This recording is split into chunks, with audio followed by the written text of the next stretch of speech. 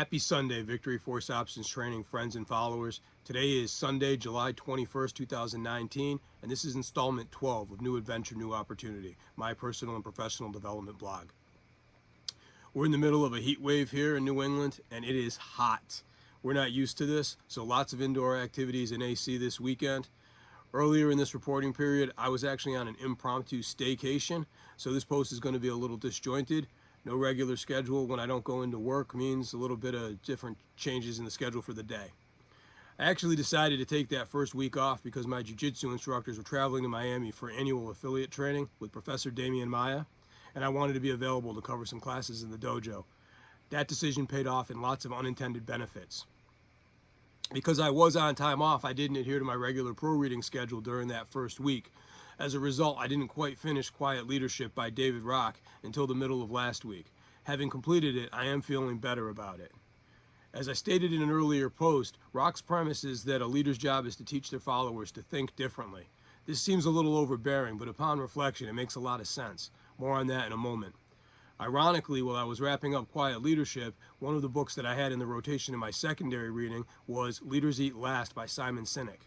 I'd had the good fortune to see Mr. Sinek speak during a keynote at an IACP conference a couple of years ago, but I hadn't gotten around to any of his books.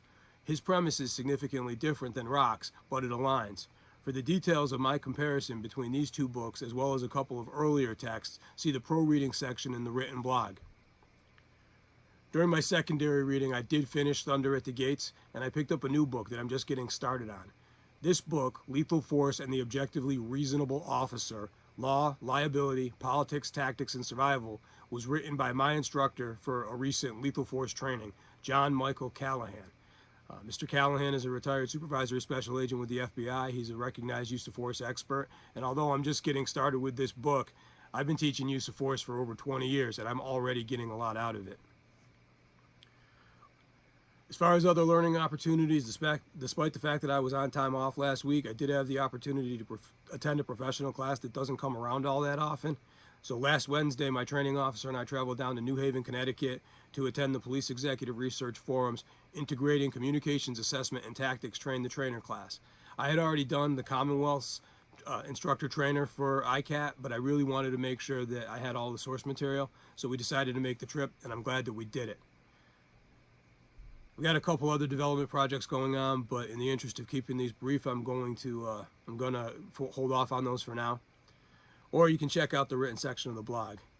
Of course, taking time off means you got to make time for fun, and I had lots of fun in the last 2 weeks, particularly while I was out of the office. I managed to get in several bike rides, a couple of weighted ruck marches, and a lot of jiu-jitsu. As a matter of fact, on one day I managed to do all three. I don't recommend doing jiu-jitsu after finishing a ruck, but hey, it's up to you.